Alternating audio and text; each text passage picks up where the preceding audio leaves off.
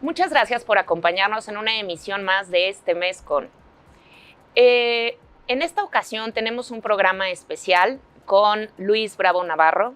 Luis, ¿cómo estás? María Nieves, muchas gracias. ¿Cómo Director estás? de Comunicación Corporativa de CFE. Gracias por acompañarnos el día de hoy en este programa, Luis. Al contrario, gracias a ti por esta oportunidad que nos das de explicar un tema de enorme relevancia para el país.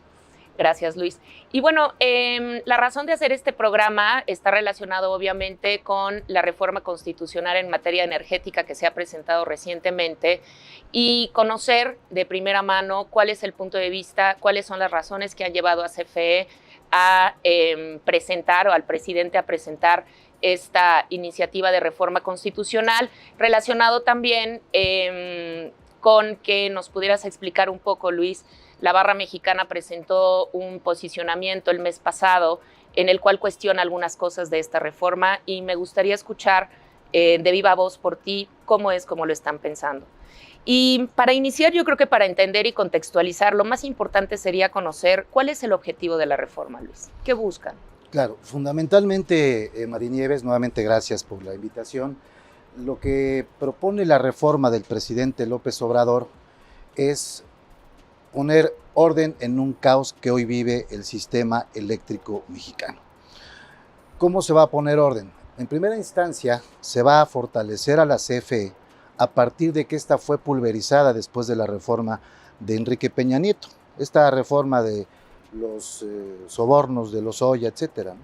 Entonces, lo que hizo fue que la planta de generación, que la fuerza de generación de la CFE, la convirtieron en pequeñas empresitas, en empresas productivas subsidiarias, y a partir de una cláusula perversa por parte de la reforma de Peña Nieto, una cláusula de estricta separación, pusieron a competir, debilitaron a la generación, la fuente de generación de la CFE, las pusieron a pelear entre ellas, a competir entre ellas, pero además no se podían hablar.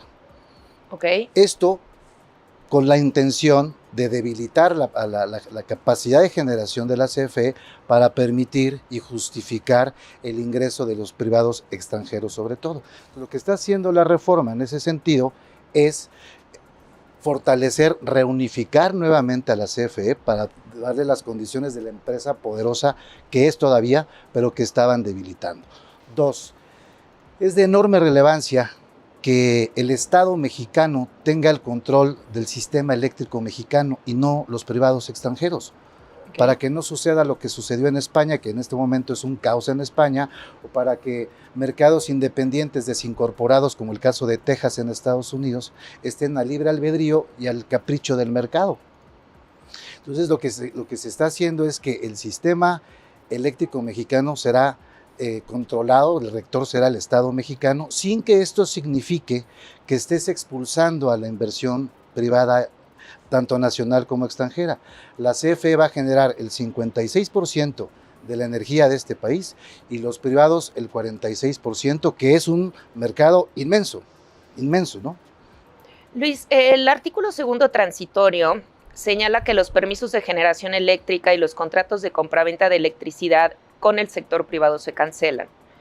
En octubre, en este comunicado, en este pronunciamiento de la Barra Mexicana, se señala que esto supondría un gran impacto al Estado de Derecho al prever la cancelación unilateral de permisos y contratos, lo que además supondría el pago de indemnizaciones millonarias. ¿Qué nos podrías decir al respecto? Hemos escuchado con mucha frecuencia este argumento, pero permíteme decirte que no es así. Primero que nada, la cancelación de los contratos es porque se va a transitar a un nuevo modelo de generación, un modelo de generación mixta, decía yo, 56% la CFE, 46% los privados. En el momento que tú transitas hacia un nuevo modelo, en el momento que se empieza a aplicar la reforma eléctrica, pues tendrán que modificarse esos contratos. Se cancelan los anteriores, pero no quiere decir que no vaya a haber nuevos contratos bajo las reglas del Estado mexicano, pero los contratos continúan. Yo no veo tampoco, porque se dice que van a demandar y que se van a ir a instancias internacionales, yo no creo que haya uno al que no le convenga quedarse. Uno. ¿Por qué? Porque, ¿de qué tamaño es el mercado? Pues es un mercado inmenso, es más grande que España, es más grande que Alemania, que Argentina, más grande que, bueno, que cualquier país de Latinoamérica, a excepción de Brasil. O sea, ese 46% corresponde a más o menos lo que es todo el país de Argentina. Sí, claro, por supuesto. Okay. O a todo lo que es Colombia, o a todo lo que es Venezuela, a todo lo que es Chile. Entonces es un gran mercado, no les va a convenir irse. Pero no bajo una amenaza, al contrario, se les está invitando a seguir invirtiendo y a seguir generando. Además, te voy a decir algo que es muy importante.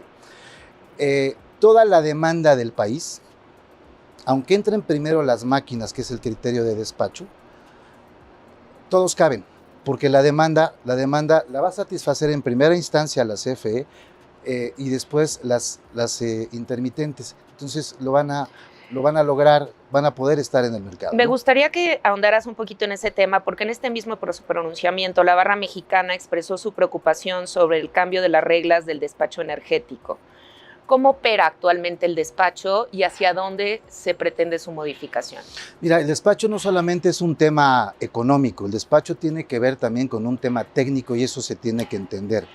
En ningún sistema eléctrico del mundo puede haber primero o darle la prioridad a energías intermitentes. Es cierto, las eólicas y las fotovoltaicas son limpias, sí, pero son intermitentes y un sistema que debe mantener cierto, vamos a decirlo coloquialmente, cierto ritmo en el flujo de energía, no puedes permitir que haya esa intermitencia.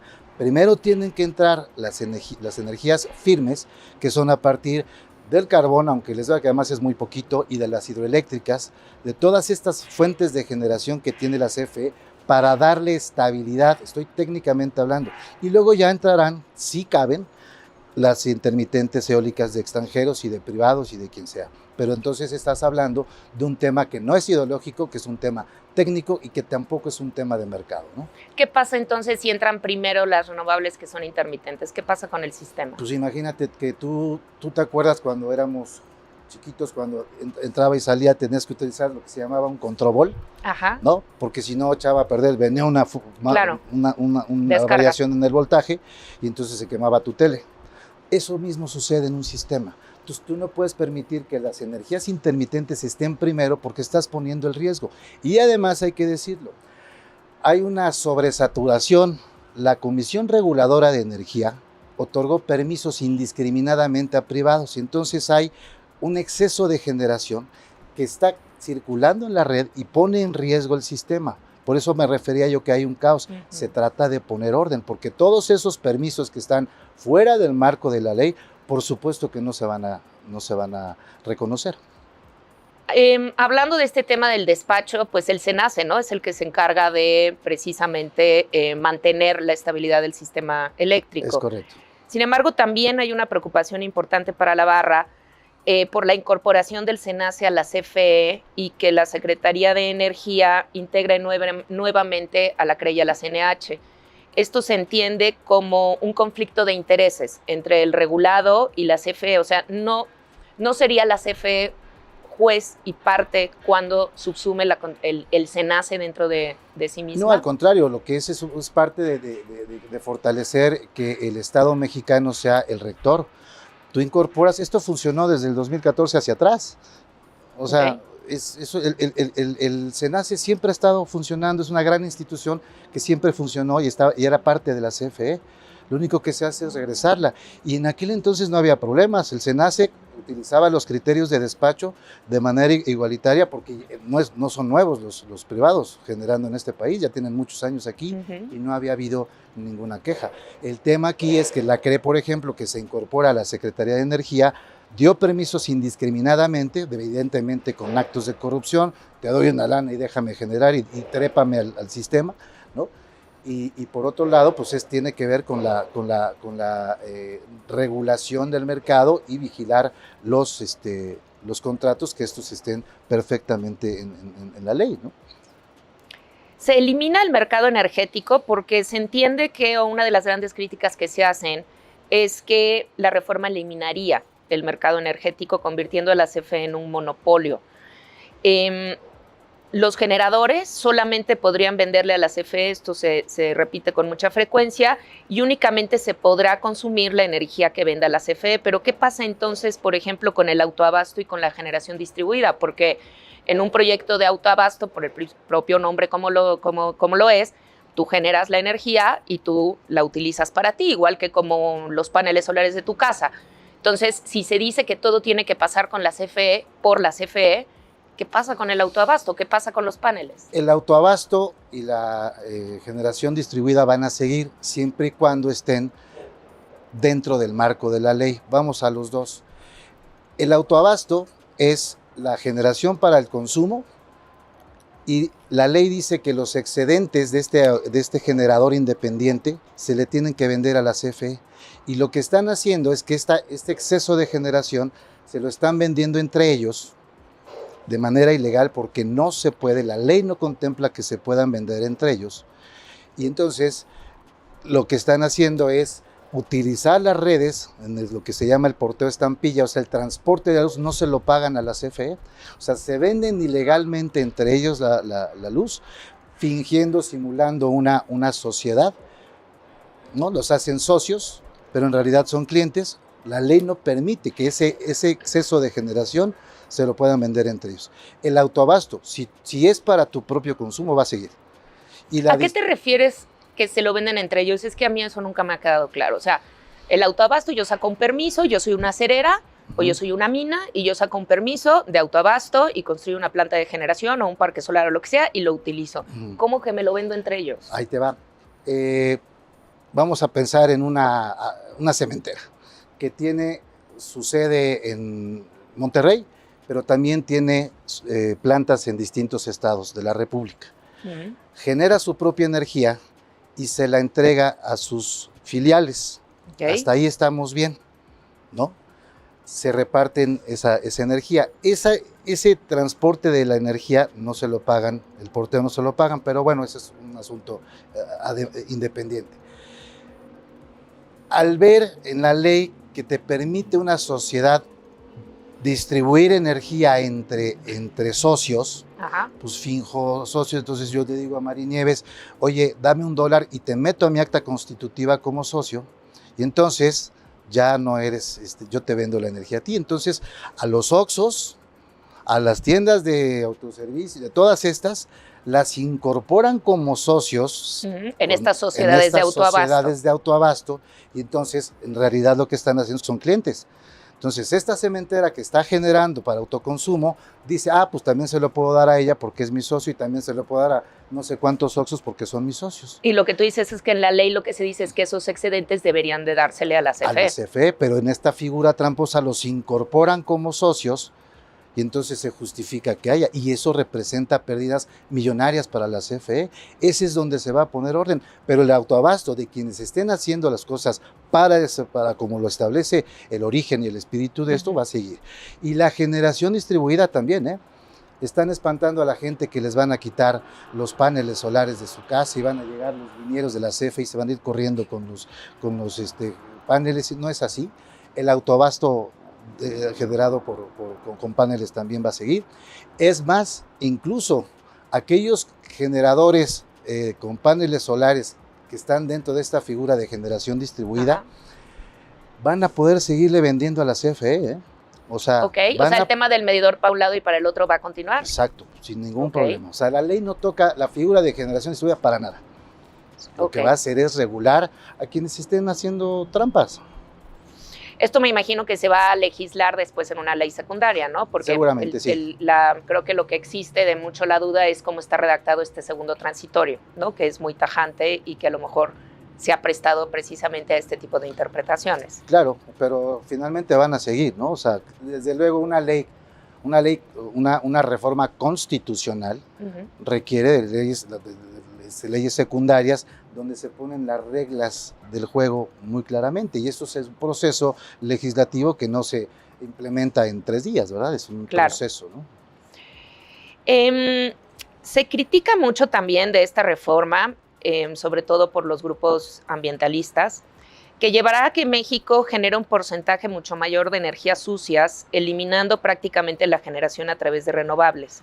Y a mí aquí me gustaría saber aproximadamente cuál es el porcentaje de generación actual con carbón, y en el marco del acuerdo que se firmó hace unos días en la COP26 por México, ¿cómo se garantizaría que no empiece a optarse por energías sucias sobre las energías verdes? Creo que esto es una una preocupación que ha estado muy repetida últimamente, además por el tema de la COP26, en la cual se habla de una CFE sucia, de un país generador de gases de efecto invernadero, frente a otros países que se supone que no están haciendo eso. Entonces, ¿cómo es hoy y cómo se ve hacia el futuro?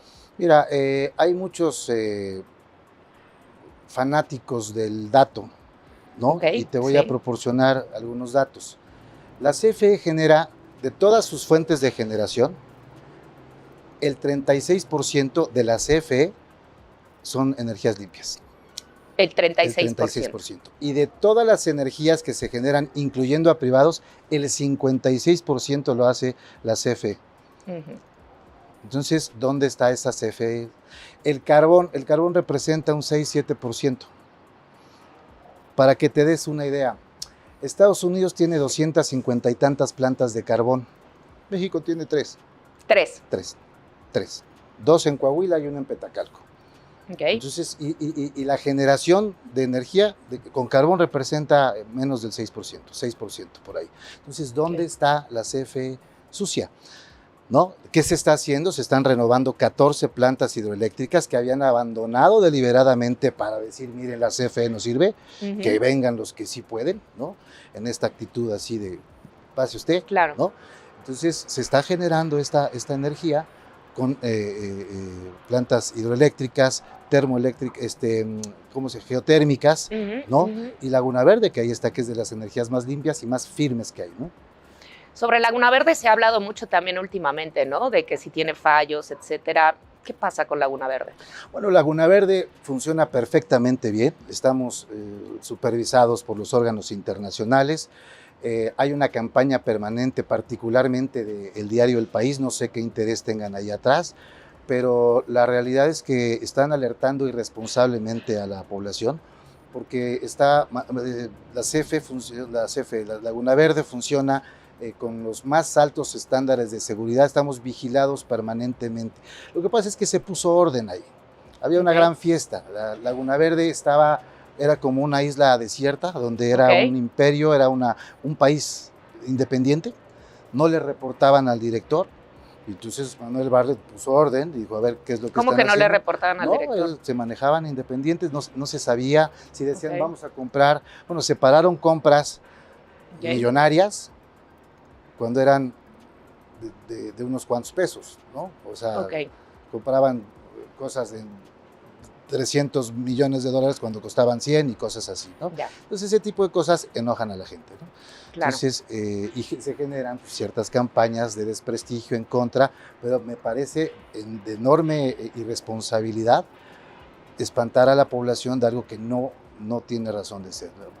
La CFE y Laguna Verde funcionan perfectamente bien con los más altos estándares de calidad. Y cuando hay procesos programados de mantenimiento es cuando hacen el escándalo. Es que se apagó, pues sí se apagó porque no puede estar el mantenimiento de una máquina andando, ¿no? Claro, claro. De ahí se cuelgan, ¿no? Porque también trae todo un tema con las hidroeléctricas, ¿no? De que si no son suficientes y que además en muchas ocasiones las hidroeléctricas, digamos, las presas lo que buscan es el almacenamiento de agua, no la generación de electricidad. O sea, digamos que es un tema secundario en muchas presas del país.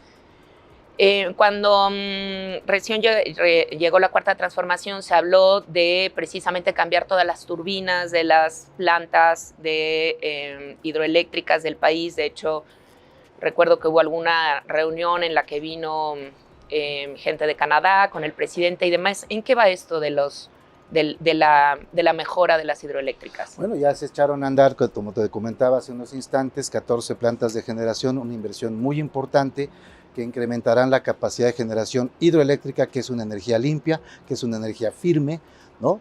Que permite darle estabilidad al sistema. Que entraría primero en el despacho. Que entraría primero en el despacho, claro.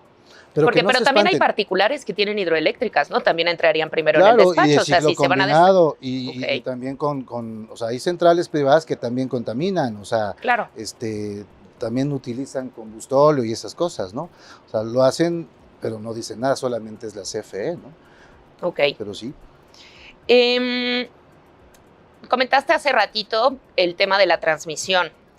Y CFE ha comentado en diferentes espacios que se ha presentado una afectación económica por el pago de tarifas de transmisión por debajo de los costos por parte de los generadores privados. ¿A qué se refieren con ello, Luis? O sea, ¿de qué hablan cuando dicen que no se paga la transmisión?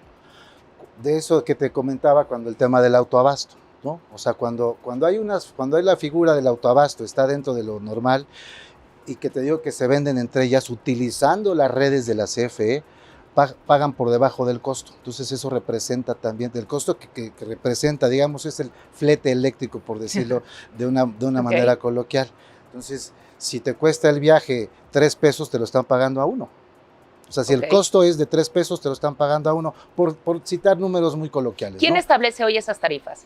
La CRE. La CRE. La Comisión Reguladora de Energía. Aún sabiendo que están por debajo del costo. Aún sabiendo que está por debajo del costo. Por eso se mencionan. La CRE, perdona que te interrumpa, la CRE formaba parte de esta complicidad con los privados. Favoreciendo, no importaba si ponías en riesgo el sistema, no importaba si lesionabas las finanzas de la CFE, lo que querían era favorecer, y por eso los criterios de despacho iban en función al costo del mercado, no contemplaban el costo fijo y el costo variable, nada más contemplaban el costo variable, que son los combustibles. Y si estás hablando de energías eólicas y fotovoltaicas, pues el costo de combustible es 0. Pero no están contemplando el costo fijo, que son las amortizaciones, que son los fierros, que son, ¿no? Si el criterio de despacho contemplara como tiene que ser el despacho a partir de costo fijo y costo variable, serán más baratas las de la CFE que las eólicas, porque estas ya fueron amortizadas y las otras no. Financieramente ya quedaron amortizadas en el tiempo. Y entonces esto de las tarifas de transmisión, por eso es que en la reforma se establece que será CFE quien establecerá esas tarifas. Así es correcto. Para evitar quebrantos económicos. Tarifas para justas parejas, no para la CFE, o sea, ellos van a tener que pagar lo que han dejado de pagar. ¿Y esto de qué va a impactar a la gente? La gente puede decir, bueno, a mí qué me importa que todas estas cosas que son muy técnicas y son muy enredadas. Si tú tienes una empresa que tiene pérdidas, pues tienes que impactarlo en el recibo. De hecho, eso es una de las grandes preocupaciones de las que se habla, ¿no? Que se dice que va a subir. La CFE no lo impacta en el recibo, como lo está haciendo en Iberdrola en España, o como lo hicieron los tejanos en Estados Unidos. ¿No? ¿Qué sucedió? Y eso es bien importante. En Texas, un evento climático elevó hace unos meses, el gas, el BTU, en febrero de ya casi un año. Elevó las tarifas, de 3 el BTU, de $3 a 500. Los privados dijeron, en lugar de decir, venga México, te he exprimido, te echo la mano y le entramos todos juntos, apagaron sus máquinas, se dieron una media vuelta y dijeron, tú arregla los CFE, y entonces entraron todas las plantas de generación de la CFE a recuperar la energía que se perdió en ciertos estados del norte en 3-4 días, cuando Texas hasta la fecha tiene todavía problemas en algunos lados. Por eso es importante que sea el Estado mexicano. ¿A eso se refieren cuando hablan de la vocación social de CFE? Claro. O sea, los privados están para hacer negocios. ¿De sacarla de la lógica del mercado? Claro, tú no puedes dejarle al mercado decisiones como estas. La CFE entró y además esto le representó una pérdida, ya que les gustan tanto los números, de 70,000 millones de pesos. El presidente dijo, ni modo, apechuguemos, no se lo impacten a la gente en las tarifas, y no se hizo. Y se ha respetado. Esa es la diferencia de un control del Estado y dejarlo en manos del mercado. No es un tema ideológico, es un tema de seguridad nacional. Muchísimas gracias, Luis. ¿Hay algo más que quieras decirnos para cerrar? ¿Algo que consideres que sea importante que nuestra audiencia conozca, sepa? Que lean, que analicen la ley, que no se dejen llevar tan fácilmente por lo que ven en los medios de comunicación. Hay una campaña financiada, una campaña negra en contra de la CFE, desinformando a la gente. Hay una campaña que arroja datos falsos permanentemente. Nosotros en el área de comunicación salimos todos los días a desmentir, porque es un tema de una enorme irresponsabilidad. Que la gente se entere, no es una ley que privatice, que nacionalice, no es una ley que le dé una patada en el trasero a los inversionistas que han invertido. Van a seguir y les va a ir muy bien.